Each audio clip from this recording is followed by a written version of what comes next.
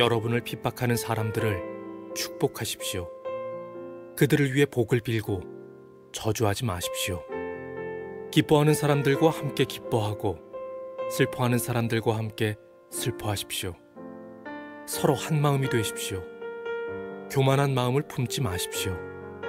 하찮아 보이는 사람들과도 기꺼이 사귀십시오. 스스로 지혜 있는 척하지 마십시오. 아무에게도 악을 악으로 갚지 마십시오. 모든 사람이 보기에 선한 일을 하십시오. 여러분 쪽에서 할 수 있는 일이라면 모든 사람과 더불어 화평하게 지내십시오. 사랑하는 여러분, 여러분이 직접 원수를 갚지 말고 하나님의 진노에 맡기십시오. 성경에 이렇게 기록되어 있습니다. 주님께서 말씀하시기를 원수 갚는 것이 나에게 있으니 내가 갚을 것이라. 여러분은 이렇게 하십시오. 원수가 먹을 것이 없어 굶고 있으면 먹을 것을 주고 목말라 하면 마실 것을 주십시오. 그렇게 하는 것은 그의 머리 위에 숯불을 쌓는 것이기 때문입니다. 악에게 지지 말고 선으로 악을 이기십시오. 사도 바울은 복음이 필요한 삶의 현실, 복음으로 변화된 삶의 능력이 필요한 세상의 현실에 대해서 로마서를 시작하면서 이렇게 설명을 했었습니다. 우리가 로마서 1장에서 보았던 내용인데 다시 한번 들어보세요. 사람들이 하나님을 아는 것을 하찮게 여겼으므로 하나님께서는 사람들이 타락한 생각에 빠지게 하시고 사람들이 해서는 안 될 일들을 하게 내버려 두셨습니다. 그들은 온갖 불의와 악행과 탐욕과 악독으로 가득한 사람들입니다. 또한 시기와 살인과 다툼과 속임과 저기로 가득 찼으며 남에 대해 말하기를 좋아하고 남들을 비방하고 하나님을 미워하며 거만함에 건방지고 뽐내기를 잘합니다. 그들은 악한 일을 계획하고 부모님께 순종하지도 않습니다. 그들은 앙심도 없으며 약속을 지키지 않으며 친절하지도 않고 동정심도 없습니다. 사람들은 그런 일을 행하는 사람들은 죽어 마땅하다는 하나님의 의로우신 법을 알면서도 자기들만 그런 행동을 계속하는 것이 아니라 그런 행동을 저지르는 사람들까지 잘한다고 두둔합니다. 하나님을 하찮게 여긴 결과, 하나님을 마음에 두기 싫어하는 결과, 하나님과의 관계가 깨어지니 인간의 관계가 깨어지는 것은 너무 당연한 거죠. 하나님을 소중하게 생각하지 않으니 서로를 소중하게 생각하는 것을 배울리 만무하고 우리 인간성은 강팍해지고 우리의 내면은 더 거칠어질 수밖에 없는 것입니다.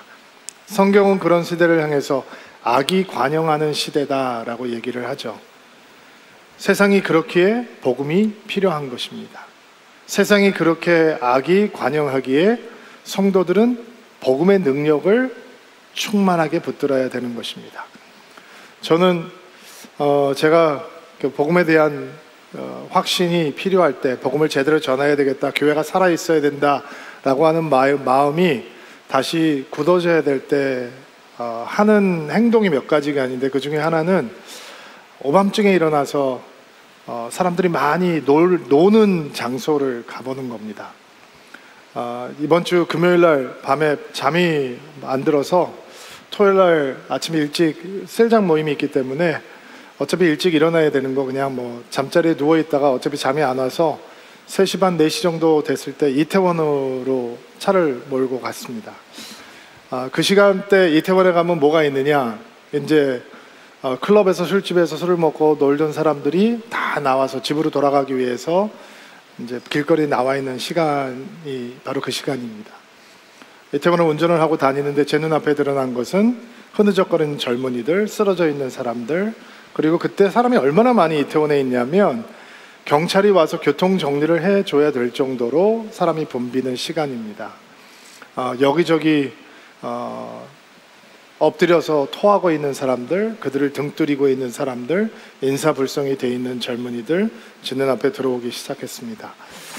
저희 교회가 처음 시작했을 때 새벽 기도를 이태원에 있는 커피숍에서 했거든요. 그리고 새벽 기도를 하러 가는 시간에 제가 다니는 길이 한 4시 40분, 4시 50분쯤 그 길을 전하게 되는데 그 시간에면 이제 클럽에서 나온 사람들이 흐느적거리면서 길을 걸어 다닐 그런 시간이었어요. 그때면 교회를 시작할 때니까 이런 생각을 했죠. 저렇게 세상에 취해 사는 사람들 때문에, 하나님이 없이 사는 사람들 때문에 교회가 필요한 것이고, 교회는 살아있어야 하고, 우리의 복음은 강력해야 된다, 이런 마음을 늘 되짚었던 것 같아요. 이번 금요일날 새벽, 토요일날 새벽에도 이태원을 다니면서 세상이 이렇기 때문에, 이 세상의 젊은이들이 이렇게 길을 잃었기 때문에 아무도 이것이 잘못됐다라고 얘기를 해주지 않기 때문에 교회는 살아있어야 되고, 복음은 복음다워야 되고, 우리는 여전히 변하지 않는 복음을 전해야 된다라는 마음을 새길 수 있었어요. 여러분, 사도 바울이 지금 로마 교회 성도들을 향해서 편지를 쓰고 있잖아요. 그리고 로마 사람들 눈앞에 드러나 있는 로마, 하나님을 하찮게 여기며 하나님을 마음에 두기 거부하는 사람들이 만들어 놓은 세상, 악이 관영하는 세상에 대해서 얘기하고 있잖아요. 그러면 사도 바울이 서울을 찾아와서 며칠 동안 서울을 구석구석 다니면서 보고 난 다음에 돌아가서 서울에서 신앙생활을 하고 있는 서울들에게, 성도들에게 편지를 쓴다면 과연 로마서의 내용과 달라질까요? 저는 별로 달라질 것이 없다고 생각해요. 그 사도 바울이 서울을 찾아온다면 그 앞에 드러난 서울이라고 하는 아름다운 도시가 보여주고 있는 하나님을 마음에 두기에 하찮게 생각했던 사람들이 만들어 놓은 세상, 사람들의 관계는 단절이 되고 깨어지고, 사람들의 내면은 강팍해지고, 사람들의 인간성은 파괴가 되어 있는 바로 그 세상에 대해서 언급하지 않을까라는 생각을 해봅니다. 여러분, 사람들이 하나님을 마음에 두기 거부하기 때문에, 하나님을 하찮게 여기기 때문에 어떤 세상이 만들어졌는가? 미움과 저주의 원리가 지배하는 세상이 만들어지는 겁니다. 또 시기와 질투가 가득하고, 나와 다른 사람은 배척하고 나와 다른 사람은 편가르고 하는 배타적인 세상이 만들어진 것이고, 기회가 있다면 화목하는 것이 아니라 싸우고 분열하는 원리를 따라가고 있는 세상이 만들어진 것입니다. 혹시 여러분 이런 말씀 들어보셨어요? 거짓말을 이기는 건, 거짓을 이기는 건 진리가 아니야, 더 센 거짓말이야, 이런 얘기 혹시 들어보셨나요? 네. 선거판에서는 세계 곳곳에서 선거가 벌어질 때마다 선거 전략가들이 자주 사용하는 말입니다. 나치 선동가 중에 괴멜스라고 하는 사람이 있는데, 한 번 거짓말을 하면 사람들이 부정을 하고, 두 번 거짓말하면 사람들이 의심을 하지만 계속 거짓말을 하면 사람들이 믿기 시작한다라고 이야기를 했습니다. 아직도 그 선동 전략이 현대 선거 전략이기도 합니다. 그러니까 우리 세상의 원리는 하나님을 하찮게 여기고 하나님을 마음에 두기 싫어하는 세상의 원리는 거짓에는 더 큰 거짓으로, 악함에는 더 센 악함으로, 미움에는 더 지독한 미움으로 대응하라라는 게 원리입니다. 근데 복음은 우리에게 다른 삶을 가져다 줍니다. 복음은 그러한 세상의 원리를 완전히 뒤집어 버립니다. 복음이 우리 안에 들어올 때, 우리가 진짜 복음을 만나게 될 때 미움과 저주의 원리가 아닌 축복의 원리를 배우게 됩니다. 복음이 우리 안에 들어올 때 우리는 시기하고 질투하고 배척하고 편가르고 싸우고 분열하는 것이 아니라 예수님처럼 공감하고 이해하고 포용하고 화평할 수 있는 복음의 능력을 만나게 되는 것입니다. 복음이, 우리가 진짜 복음을 알게 될 때 악은 더 큰 악으로, 거짓은 더 큰 거짓으로, 미움은 더 센 믿음으로 대해야 된다라고 하는 세상의 원리가 아니라, 악을 이기는 것은 더 센 악이 아니라 선이다라고 하는 것을 배우게 되는 것입니다.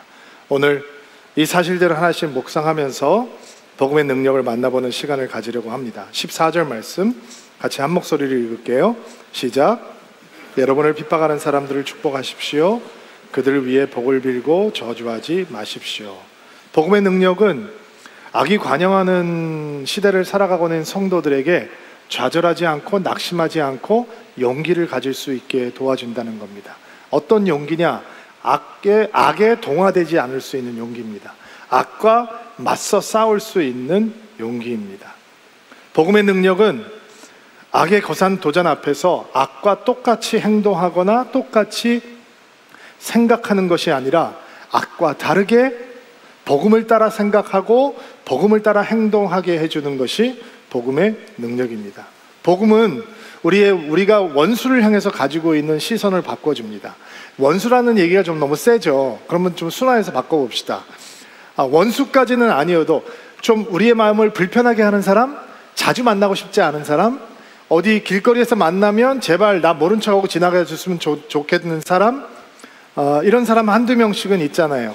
항상 마음에 떠올리면 소화가 안 될 것 같은 사람, 사랑스럽지 않은 대상, 일부러 찾아서 만나고 싶지 않은 대상, 이런 사람들이 바라보는 시선을 복음은 바꾸어 줍니다. 여러분 주변의 사람들을 보세요. 이 정도 연수를 살아가는 사람이라면 친구한테 배신하면 안 당해본 사람이 누가 있고, 뒤통수 한번 안 맞아본 사람이 누가 있고, 믿었던 사람에게 발등 한번 안 지켜본 사람들이 누가 있고, 사람이 무서운 거다 모르는 분들이 여기 한 명이라도 있겠어요? 다 있겠죠. 그래서 우리는 그런 사람들을 대하는 원칙을 가지고 있다고, 원리를 가지고 있다고요. 나를 미워해? 나는 미워하지는 않아도 나가 안 보면 되지 뭐, 이렇게 나를 나름대로의 원칙이 있는 거예요. 네가 나 마음을 불편하게 했어? 나는 똑같이 행동하진 않을 거야. 그렇지만 너는 나한테 투명 인간이야. 그게 사실은 또 다른 미움의 표현인 거잖아요. 이렇게 나에게 불편한 사람들을 대하는 태도들이 있단 말이에요. 우리가 예수님을 믿고 교회를 다니고 신앙생활을 하지만 세상에서 늘 듣고 보고 경험했던 것들을 단번에 벗어버리기가 쉽지가 않아요. 복음을 만나기 전까지는. 근데 복음을 만나면 우리에게 다른 삶이 열리게 되는 거죠. 복음의 능력을 따라 살아갈 수 있는 삶이 열리게 되는 거예요. 그 삶은 원수를 바라보는, 우리의 삶을 몹시 괴롭게 하고 때로는 불편하게 하는 대상을 바라보는 시선을 완전히 바꿔주는 거예요. 핍박하는 사람들을 축복하고 그들을 위해 복을 빌어주는 말도 안 되는 라이프스타일이 복음을 만난 사람들에게는 열리게 되는 거예요. 여러분, 악의 주인이 누구예요? 악의 주인은 예수님이 아니잖아요. 악의 주인은 사단이잖아요. 그러니까 악을 이길 수 있는 길은 악이 스스로 절대로 꿈꿀 수 없는 선택을 하는 거예요. 악은 용서하는 선택을 못해요. 악은 사랑하는 선택을 못해요. 악은 축복하는 선택을 못해요. 그러니까 악의 도전이 우리에게 다가올 때 우리가 더 큰 악으로 맞선다면 우리는 악의 노예가 될 수밖에 없는 거예요. 그러나 악이 우리에게 도전할 때, 미움이 우리에게 도전할 때 우리가 그것에 무릎을 꿇지 않을 수 있는 방법은 전혀 다른 선택을 하게 되는 거죠. 오직 복음만을 따라 선택할 수 있는 것을 선택하는 거예요. 그러면 악이 우리 안에 뿌리를 내릴 수 없게 되는 거예요. 우리가 악의 노예가 될 필요가 없는 것입니다. 자신에게 고통과 아픔을 가져온 사람을 향해 미워하고 저주하는 대신 축복하고 복을 빌어주라. 굉장히 종교적인 표현이죠. 관념적인 표현이에요. 그래서 우리에게는 머리로는 이해가 되고 마음으로도 타당하게 동의가 되는데 마침다 와 닿지는 않는 거예요. 그런데 그런 것들을 실천하면서 살아가는 사람들이 있어요. 실천할 때, 그런 상황을 만나고 실천하는 순간 복음의 능력이 밀려 들어오는 거예요. 2006년 10월 2일 미국 펜실베니아 주에 있는 작은 아미시 마을 니켈 마인스라고 하는 곳에서 학교에서 총기 난사 사건이 있었어요. 찰스 칼 로버트라고 하는 한 남자가 작은 학교에 난입해서 어린 여학생들을 인질로 잡고 그 중에 5명을 총기로 죽인 사건이에요. 범인은 스스로 목숨을 끊었습니다. 그래서 그의 범행 동기가 뭔지 아무도 잘 밝히지 못했어요. 다만 이 찰스 칼 로버트라고 하는 사람이 세 아이의 아버지였고 평범한 우유 배달부였는데 어린 딸을 잃은 슬픔 때문에 정신적인 고통을 겪고 있었다라고 하는 정도만 알려져 있어요. 근데 미국에는 총기 난사 사건이 굉장히 자주 일어나잖아요. 그것도 학교에서 그런 사건들이 많이 일어나기 때문에 정말 굉장히 큰 문제가 되거든요. 근데 왜 이 아미시 마을에서 있었던 총기 난사 사건이 전 미국에 관심을 받고 충격을 주었는가?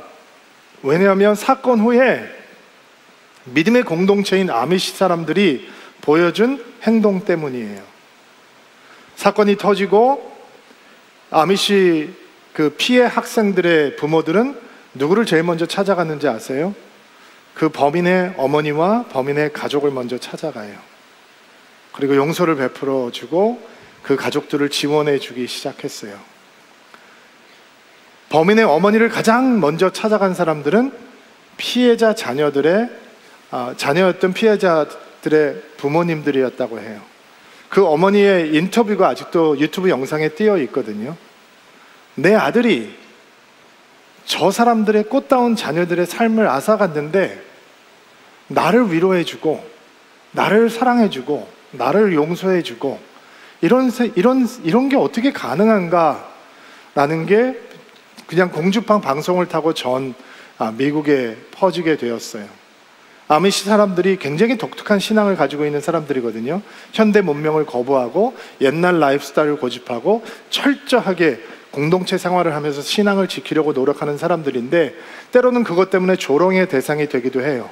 구경꾼들이 모이기도 하고. 그런데 그들은 가장 고통스럽고 미움과 저주가 당연하게 떠오르는 순간 그들은 미워하는 대신 용서하기를 선택하고, 저주하는 대신 사랑하기를 선택하고, 그들은 미워하고 저주하는 선택을 하는 대신 그들이 아프게 했던 사람들을 축복하고 기도하는 모습을 보여주었기 때문에 많은 사람들이 그들의 모습을 보며 충격을 받았을 뿐만 아니라 감동을 받았던 것입니다. 여러분, 이렇게 할 수 있는 사람이 누가 있겠어요? 핍박하는 사람들을 축복하고 그들을 위해서 복을 빌어주고 저주하지 않는다. 힘들죠. 근데 그 순간을 만나면 우리가 만난 복음이 얼마나 강력한 것인지 알게 된다는 거예요. 복음이 우리에게 그렇게 할 수 있는 능력을 준다는 거죠. 15절부터 18절 말씀 볼게요. 15절 말씀 먼저 여러분이 읽어주세요. 시작. 기뻐하는 사람들과 함께 기뻐하고 슬퍼하는 사람들과 함께 슬퍼하고 서로 한 마음이 되십시오. 교만한 마음을 품지 마십시오. 하찮아 보이는 사람들과 기꺼이 사귀십시오. 스스로 지혜 있는 척 하지 마십시오.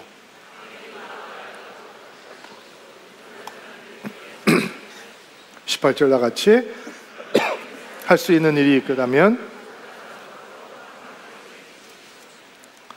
자, 세상의 원리는 시기하고 질투하는 거예요. 그러니까 당연히 슬퍼하는 일에도 공감할 수 없고 기뻐하는 일에도 공감할 수 없겠죠. 세상의 원리는 나와 다르면 밀어내고 배척하는 거예요. 그러니까 포용하고 이해하는 것을 배울 수 없을 거예요. 세상의 원리는 싸우고 분열하는 거예요.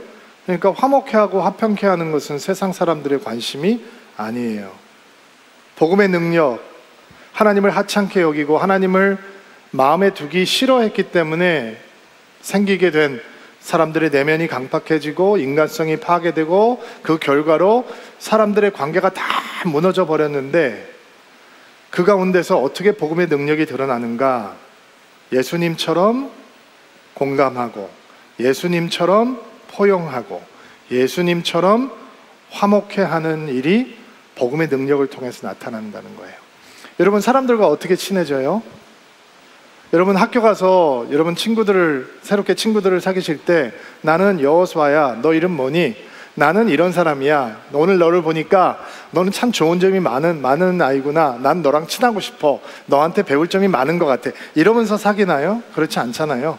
여러분 직장 생활하면서 혹은 여러분들 주변에서 사람들을 사귈 때 어떤 식으로 하면서 친밀함이 만들어지나요? 여러분들이 기억을 되짚어 보시면 학창 생활을 할 때 학교에서는 친밀해지려면 그냥 많은 시간을 보내는 게 아니라 공곡의 정이 한 명이 생기면 친해져요.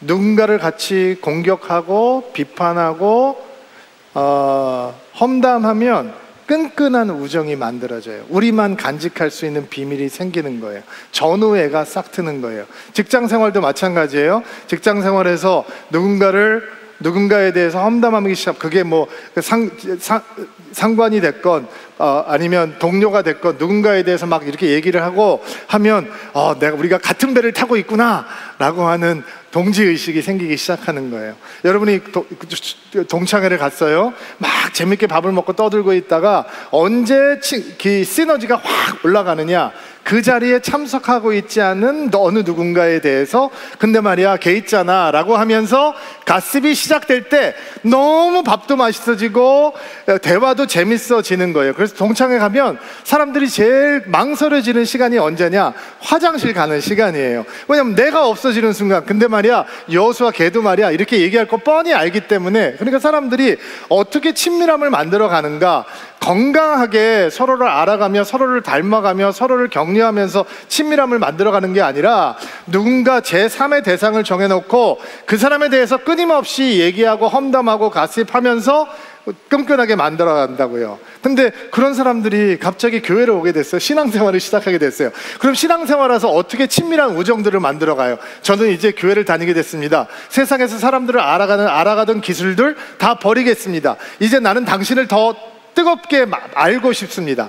나는 당신과 친해지고 싶습니다. 어떻게 하면 친해질 수 있나요? 당신은 무엇을 좋아하나요? 저는 이런 것을 좋아한답니다. 제 열정은 이런 겁니다. 이렇게 대화가 되나요? 교회에서? 어떻게 단번에 벗어버리겠어요? 그러니까 교회를 왔는데 사람들이 어떻게 교회 안에서 관계를 맺으러 가려고 하느냐? 똑같은 거예요. 세상에서 하던 방법대로 똑같이 셀에 가서도 사역장에 가서도 모임에 가서도 큐티 나눔하고 여러 가지 하면서도 어떻게 친밀하게 하려고 하냐면 김집사 얘기하고 박장로 얘기하고 신목사 얘기하면서 끈끈하게 친밀함을 만들어 가는 거예요. 그러니까 복음의 능력을 체험하지 못하는 거죠. 사람들이 교회 와서 실망하는 이유가 그 때문 아닙니까? 목사님, 저는 교회는 다를 줄 알았어요. 근데 교회도 다르지 않네요. 아니요, 그 사람들이 다르지 않은 거예요. 왜? 사람들을 사귀고 사람들과 친밀한 마음을 만들어가는 게 또 여태까지 했던 것과 똑같이 못했던 거니까. 세상에서 하던 대로 남을 향해서 곱지 못한 말, 평을 가르는 말을 멈출 때만 복음의 능력을 경험할 수 있는데, 복음이 능력을 들어와야 그 말을 멈출 수 있는데 멈추지 못하니 사실은 교회에 와서도 사람들이 실망하고 낙심할 수밖에 없는 거죠. 요즘 우리 사회에 공감 능력에 대한 얘기가 많잖아요. 뭐 어떤 사람이 공감 능력이 떨어진다. 제가 물어볼게요. 여러분, 평범한 사람들이 공감 능력이 많나요? 적나요? 여러분 셀모임 하시잖아요. 그러면 여러분은 여러분의 셀모임 그냥 뭐 너무 격하게 고개를 가로젓지는 마시고 마음속으로 답을 해보세요. 셀모임을 할 때 여러분이 어떤 진지한 나눔을 할 때 사람들이 거기에 이모션도 매칭이 되고 공감이 된다라고 느끼는 적이 더 많으신가요? 아니면 나는 지금 내 하트를 쏟아붓고 있는데 저 사람은 지금 내가 언제 끝나나 점심 언제 먹으러 가나 라고 생각하고 있구나 라고 느낄 때가 더 많은가요? MBTI 중에서 이제 T자 들어가는 거 가지신 분들, 공감 능력이 좀 힘드신 분들이라는 얘기를 많이 하죠. 논리적인 판단은 되는데 감정적인 매칭이 좀 힘든 분들, 이런 분들이 있잖아요. 2000년 전에 사람들은 어땠을까요? 현대처럼 각박하지 않았으니까 그 사람들은 공감 능력이 넘치는 삶을 살고 있었을까요? 우리나라 속담에 사촌이 밭을 사면 어디가 아프다고요? 배가 아프다고요. 그러니까 예전에도 공감 능력이 넘치는 건 아니었던 것 같아요. 사도 바울은 뭐라고 얘기를 하고 있냐면 기뻐하는 자들과 함께 기뻐하고 슬퍼하는 자들과 함께 슬퍼하래요. 순서가 뒤바뀌지 않았어요. 우리는 슬퍼하는 자와 함께 슬퍼하는 것은 쉬워요. 왜? 노블하다고 생각해요. 누군가의 아픔에 함께 아파해주고 슬픔에 눈물을 해줄 때 내가 굉장히 노블한 인생이 되었다고 느낀다고요. 근데 내 삶은 지금 기뻐할 이유가 없는데 지지부진한데 다른 사람이 잘 됐다고 기뻐하는 순간 내가 속이 없는 사람처럼 되어버려요. 당신 생각이 있는 거야 없는 거야 이런 얘기를 실제로 주변에서 한다고요. 그러니까 2000년 전에도 사도 바울이 슬퍼하는 사람과 함께 슬퍼하라라는 말을 먼저 하지 않고 기뻐하는 자와 함께 먼저 기뻐하라라고 하는 말을 한 것을 보면 그 당시의 사람들도 하나님을 하찮게 여기고 하나님을 마음에 두기 싫어한 결과로 죄가 관영하고 악이 관영하는 시대에 살아가고 있던 사람들도 공감 능력이 부족한 것은 마찬가지였던 것 같아요. 공감 능력이 생기려면 복음을 만나야 하고 복음을 만난 다음에 공감 능력이 생기려면 우리의 마음이 높은 데 두지 말고, 쉬운 성경에는 그 마음을 교만한 마음을 품지 말라라고 얘기를 하고 있잖아요. 그러니까 겸손한 마음이 생기지 않으면 절대로 우리는 예수님의 마음을 통해 공감을 배울 수가 없는 것이죠. 우리가 할 수만 있다면 모르는 사람들과 함께 화목하고 화평하게 지내라라고 하는 말씀은 공감하는 삶의 열매가 되는 거예요. 여러분들과 다른 사람들 만나면 좀 불편하시죠? 신 목사님이 좋아하는 친구가 있다고 저한테 소개를 시켜주겠다는 거예요. 그래서 마음이 설렜어요. 칭찬을 많이 하더라고요. 아주 좋은 분이라고. 그래서 나도 좋은 친구 한 명 생기겠구나 기다렸어요. 한남동에 있을 때였는데 커피숍에서 만났어요. 근데 제가 표정 관리가 안 됐어요. 왜냐하면 개량 한복을 입고 나오셨어요. 개량 한복을 입고 나오셨어요. 여호사 목사하고 잘 맞을 것 같아요? 안 맞을 것 같아요? 잘 안 맞을 것 같죠? 개량 한복을 입을 것까지는 좋은데 너무 꼬깃꼬깃 구겨져 있는 해랑 한복이라서 제가 눈을 어디다 두고 인사를 해야 될지 당황을 했었어요. 인사를 드리면서 목사님 원래 평소에 이런 복장을 즐겨 하시나 봐요. 제가 이렇게 물어봤어요. 그랬더니 얼마나 편한데요 목사님. 그리고 그 그 만남이 저와 그 목사님의 마지막 만남이었어요. 이게 우리 안에 남아있는 죄성이죠. 나와 다른 걸 되게 불편하게 생각하는 거예요. 뭐 이렇게 밀어내는 것까지 좋은데 열심히 지나치면 나와 다른 사람들을 공격하고 다투고 분열하기 시작해요. 여러분, 신학이라고 하는 건 하나님을 공부하는 학문이잖아요. 믿음이라고 하는 건 하나님을 따라가는 길이잖아요. 그런데 조금 노선이 다를 수 있잖아요. 다른 사람들과 함께 걸어가면 그 믿음의 여정이 풍요로울 수 있잖아요. 우리 교회는 좀 자유로운 교회고, 그러나 조금 전통적인 사람들도 있고, 우리 교회 예배는 조금 현대식이고, 어떤 교회들은 조금 의전적이고, 이렇게 다름이 있는 건 풍요로움을 의미하잖아요. 대신 포용하고 이해하는 선택이 있어야 돼요. 그러나 기독교 역사를 보면 다른 사람들끼리 만나서 서로 다투고 헤어지고 공격하고 싸우고 이런 것들이 너무 심한 거예요. 복음을 만나지 않으면 우리와 다른 사람들을 포용할 수 있나요? 예수님의 별명 중에 하나가 죄인들의 친구였죠.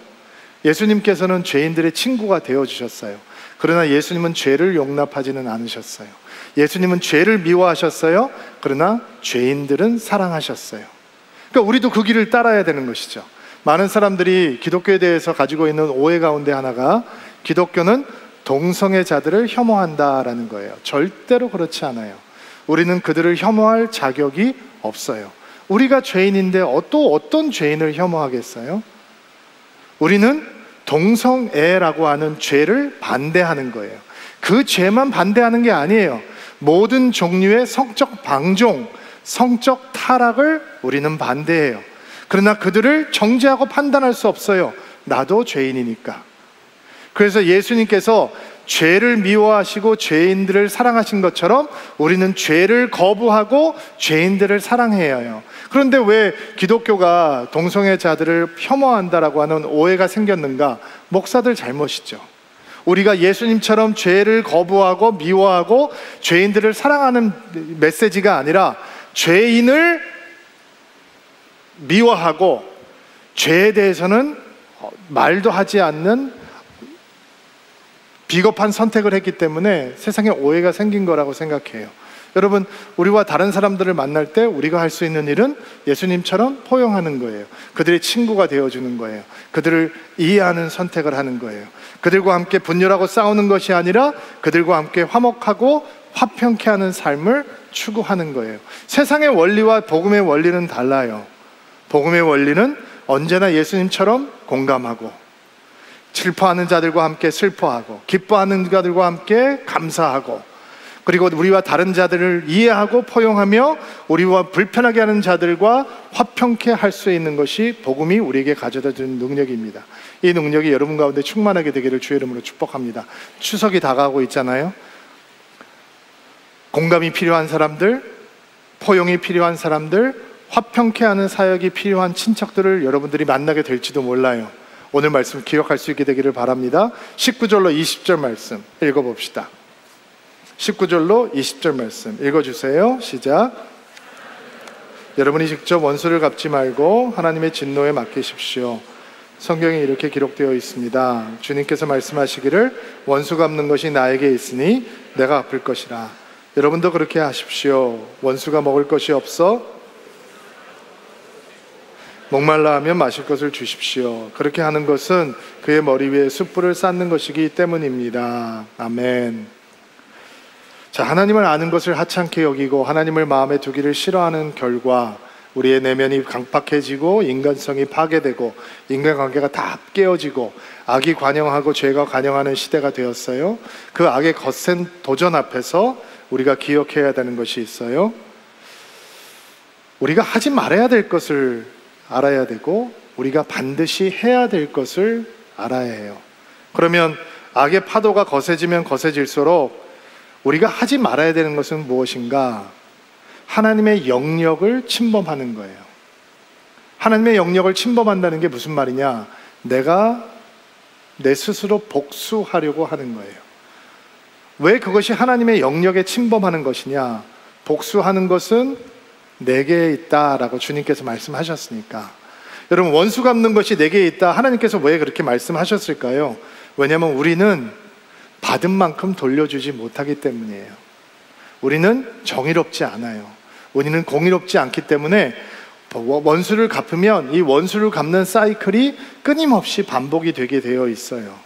근데 하나님은 완전하시고 하나님은 선하시고 하나님은 정의로우시고 하나님은 공의로우시고, 하나님께서 원수 갚는 것이 내게 있다라고 했을 때는 하나님의 선하심을 신뢰하라, 하나님의 주권을 인정하라, 하나님의 정의와 공의가 거침없이 진행될 것을 믿으라라고 하는 도전이에요. 그러니까 악의 도전을 받을 때 우리가 누군가의 악함에 희생을 당할 때 우리가 그들에게 되갚으려고 하지 말라라고 하는 것은 엄청난 믿음이 필요한 거예요. 진짜 복음을 만난 사람만이 복수를 포기할 수 있는 거예요. 왜 우리가 복수하는 것을 멈춰야 하는가? 하나님의 영역에 침범하는 것이기 때문이기도 하지만 우리가 망가지고 우리가 깨어지는 것이기 때문에 우리는 멈춰야 하는 거예요. 여러분 해보셨죠? 받은 만큼 돌려줘 보셨죠? 해보셨잖아요. 다 해보셨잖아요. 근데 그러면 여러분들 받은 만큼 돌려주니까 속이 시원하든가요? 10년 묻은 체중이 확 내려가든가요? 밤에 그냥 쭉 발 뻗고 잠이 와요? 성령이 계시면 그럴 수가 없어요. 돌려줬는데 분명히 나는 돌려주면 기분이 좋아질 거라고 생각했는데 기분이 안 좋아요. 성령께서 우리의 마음을 건드세요. 그럼 하나님 관계가 거침없이 진행될 것 같은데 받은 만큼 돌려줘 보니까 내 기도도 막히고 하나님을 향한 마음까지도 거칠어져 버린다고요. 그러니까 우리는 받은 만큼 돌려주면 우리가 망가지고 우리가 거칠어지는 거예요. 미움의 노예가 되고 저주의 노예가 될 수밖에 없는 거예요. 깨어진 관계의 노예가 될 수밖에 없는 거죠. 그러니까 원수 갚지 말라라고 하는 말씀을 순종한다라고 하는 건 하나님의 영역을 침범하는 것이 되기도 하지만 우리의 속사람, 우리의 영성을 지키긴 길이 되기도 하는 거예요. 그러면 이런 악의 거센 도전을 받을 때 하나님의 영역을 침범하지 않는 것이 우리가 하지 말아야 될 일이라면 우리가 반드시 해야 될 것은 무엇이냐? 그 악의 거센 물결 앞에서도 우리는 선을 행하는 것을 멈추지 않아야 돼요. 아멘으로 받으세요. 여러분, 이렇게 악한 물결을 만나기 시작하면 우리 안에 어떤 유혹이 다가오냐면 뭐 나만 이렇게 할 필요가 뭐가 있어, 이런 유혹이 다가와요. 저 사람들은 나한테 저렇게 하는데 내가 이렇게 해줄 필요가 뭐가 있어? 라고 하는 마음이 생긴다고요. 그런데 우리는 그런 상황에서 끝까지 선을 행하기를 멈추지를 말아야 돼요. 미움이라는 악을 만나면 사랑하기를 결단하고, 거짓이라는 악 속에서 순전하기를 결단하고, 음란이라는 악을 만나면 거룩하고 순결하기를 결단하고, 무례하다라고 하는 악을 만나면 따뜻하고 친절한 사람이 되겠다라고 결단하고, 복수라는 악 앞에서는 용서를 선택하고, 비판과 험담이라는 악 앞에서 격려하고 칭찬하기를 결단하고, 교만이라는 악을 만나면 겸손이라는 선을 붙들고, 편법과 불법이라는 악을 만나면 정의와 공의의 길을 가겠다고 결단하고, 위선이라고 하는 악을 만나면 진실하기를 결단하며 끝까지 선을 행하겠다라고 하는 것을 멈추지 않는 거예요. 그러면 악에 지지 않고 선으로 승리할 수 있는 거예요. 악의 더 센 악으로, 미움의 더 센 미움으로, 거짓의 더 센 거짓으로 대항하겠다는 건 악의 노예가 되는 길을 선택하는 거지만, 악 앞에서 나는 악에 굴복하지 않고 끝까지 선을 해가겠다라고 하는 건 복음의 능력으로만 가능한 거예요. 2023년 중앙아시아 3개국 선교사님들 힐링 캠프를 준비할 때였어요. 어렵게 그 행사가 준비가 돼서 열심히 준비하고 기도하고 있었는데 현지에서 연락이 왔어요. 선교사님들이 좀 소요가 있다는 거예요. 무슨 소요가 있습니까? 물어보니까 어느 한 나라에 계시는 선교사님께서 한국의 가장 큰 선교단체 중에 하나인 그 선교단체에 속해 있는 분인데, 서울 드림교회에 대해서 이런 소문을 퍼뜨리고 있다는 거예요. 서울 드림교회는 이단교회이고 선교사 힐링 캠프라고 하는 서울 드림교회 프로그램은 무지개 깃발을 여기저기 막 달아놓고 동성애를 조장하는 프로그램이다, 이렇게 소문을 퍼뜨리고 있다는 거예요. 그래서 왜 이런 이상한 프로그램에 우리를 초청했냐, 항의를 하는 선교사님들 생기고, 등록을 했다가 나는 이런 모임에는, 이단교회가 하는 모임에는 가지 않겠다라고 결단을 하는 사람들도 생겼다. 큰일 났습니다 목사님, 전화가 온 거예요. 마음이 많이 상했는데 다행히 같은 단체에 소속해 있는 어떤 한 선교사님께서 힐링 캠프도 왔다 가시고, 또 저희가 함께 동역하고 있는 선교사님이 계셔서, 목사님 저희 단체 소속돼 있는 목사님이고 선교사님이니까 제가 연락을 해서 오해를 풀도록 하겠습니다. 조금만 기다려 주십시오. 저희가 신뢰하는 선교사님이니까 다 오해가 잘 풀리겠지 기다렸어요. 다시 연락이 왔는데 2시간 통화를 했대요. 2시간 통화를 했는데 이 소문을 내신 선교사님께서는 선교사 힐링 캠프를 와본 적도 없고 왔다 간 사람들과 대화를 해본 적도 없고 저를 아는 사람도 아니고 우리 교회를 아는 사람도 아닌데 2시간 동안 서울 드림교회는 이단이고 힐링 캠프는 무지개 깃발을 달고 동성애를 조장하는 프로그램이라는 것을 역설을 하면서 2시간 동안 대화를 했다는 거예요.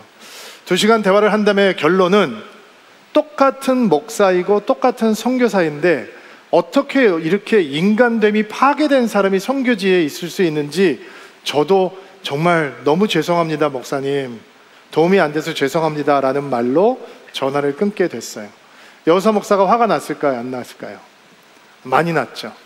화가 많이 났어요. 마음이 굉장히 언짢더라고요. 프로그램이 때문에 언짢은 게 아니고, 여러분 선교사 힐링 캠프를 갈 때 우리 성도들이 얼마나 열심히 하시는지 아시죠? 다 넉넉해서 가시는 분들 아닙니다. 정말 허리띠 졸라매고 1년 동안 준비해서 가는 모임이고, 저희 교회가 돈이 많아서 이 프로그램을 하는 게 아니고, 여러분 우리 바자회 할 때 물건 팔고 하는 거 아시죠? 반찬해서 팔고, 이래서 펀딩 모아서 선교사님들 비행기 타고 오셔야 되는데 비행기 지원을 교회에서 못하니까 성도들에게 헌금해달라라고 부탁하고, 정말 온 성도들이, 가는 성도들이건 못 가는 성도들이건 힘을 다해서 하는 프로그램이거든요. 가서 잠도 못 자고 새벽부터 밤까지 선교사님들 섬기는데 이렇게 무례하게 한다는 것 자체가 너무 마음이 상하더라고요. 그래서 제가 잘하는 것을 하기 시작했어요. 사람들을 찾아다니고 커넥션을 만들고 그 사람의 이들 닫을 뿐만 아니라 적어도 사과라는 받아야 되겠다. 우리 성도들 앞에 와서 잘못했다고 얘기할 때까지는 내가 끌어내야 되겠다라는 생각을 하고 사람들을 만나기 시작했어요. 하나님께서 저에게 말씀하셨을까요? 안 하셨을까요? 악을 악으로 대하는 건 하나님의 길이 아니에요. 목사도 선교사도 악을 악으로 대할 수가 있더라고요. 근데 제가 막 사람들을 만나고 다니면서 항의를 하고 이 사람들을 징계해달라고 부탁하고 못하게 해달라고 부탁을 하는데 하나님께서 멈춰라 여호수아야 말씀을 하시더라고요. 그래도 사과는 받아야겠습니다. 하나님께서 멈추라고 하시더라고요. 그래서 멈췄어요. 같이 가는 성도들에게 이런 일이 있으니까 기도해 주십시오. 아마 하나님께서 주실 은혜가 큰 모양입니다. 그리고 저희들은 가서 열심히 잘 섬겼어요. 선교지를 떠나야 되겠다라고 마음을 먹었던 선교사님들이 처음으로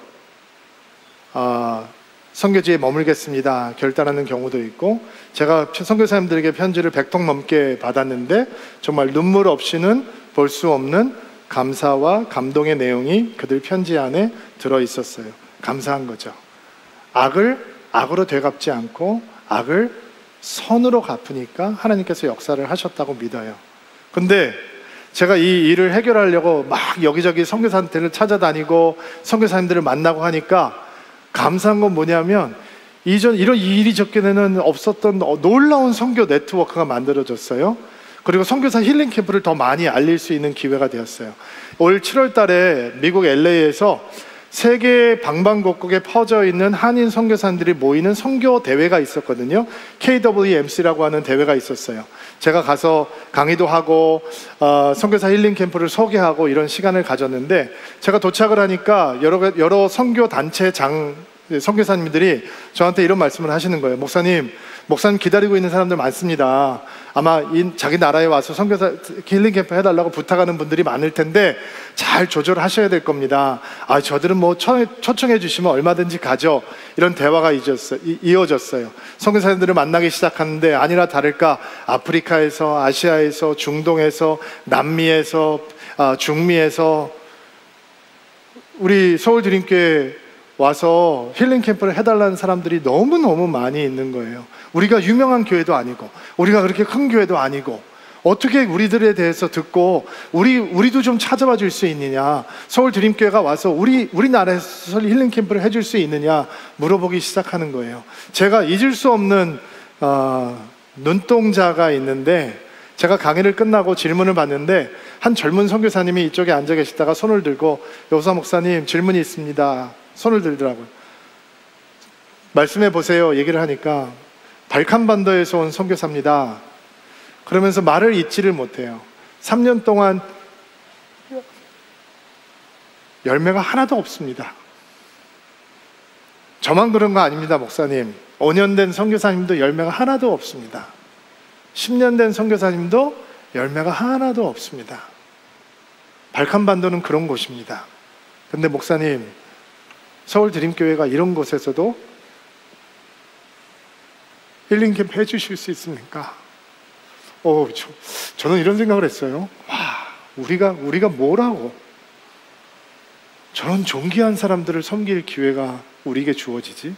여러분, 선교사들의 존귀함은 열매에 있는 거 아닙니다. 부르심에 순종한 거에 그들의 아름다움과 존귀함이 있는 겁니다. 가라라고 한 하나님의 명령에 순종하고 열매가 있는데 거기 머무는 건 쉽습니다. 열매가 없는데도 그 부르심의 자리를 지키고 울며 기다리고 있다라고 하는 게 그게 존귀한 거죠. 근데 우리가 뭐라고 우리를 그런 데 불러주지? 너무 가슴이 뜨거워지는 거예요. 제가 약속했어요. 약속을 해야 순종하니까 저도 선교사님 가겠습니다. 당장은 아닐지 모르지만 가겠습니다. 선교사님 우리 힐링 캠프 갈 때 오셔서 꼭 위로받고 격려받으시기 바랍니다.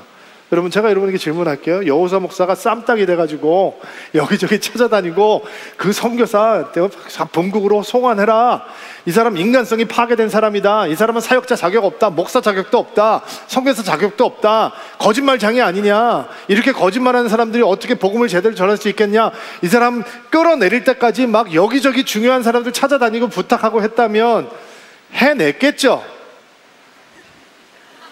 해냈을 거예요, 제가. 그러면 선교사님들은 서울드림교회를 기억하지 못할 거예요.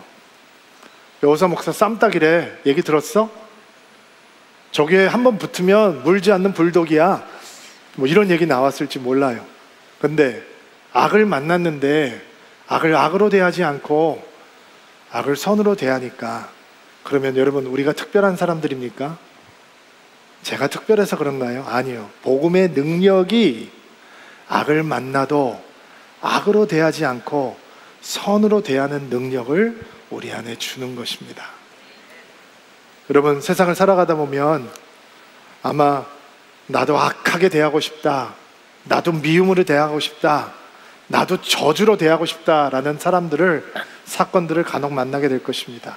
오늘 말씀이 여러분에게 힘이 되기를 바랍니다. 악을 이기는 길은 더 큰 악이 아닙니다. 복음의 선입니다. 이 말씀이 여러분에게 능력이 되기를 주의 이름으로 축복합니다. 오랫동안 앉아 계셨는데 한번 다 일어나시겠어요?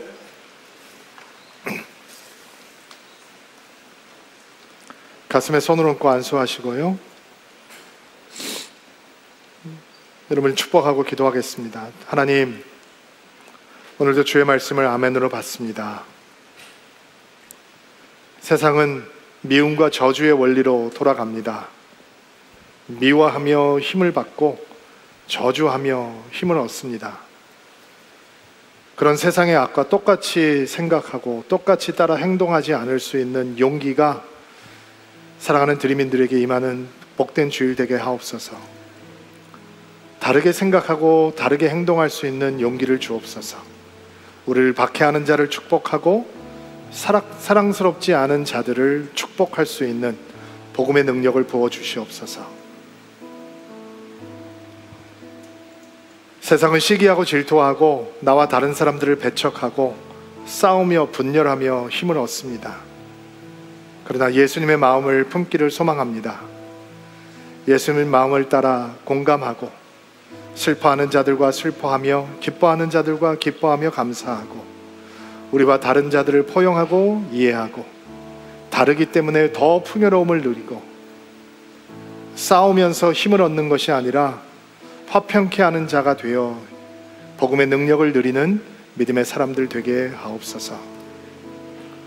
관영하는 악의 도전 속에서도 하나님의 영역을 침범하지 않는 믿음의 사람들이 되기를 원합니다.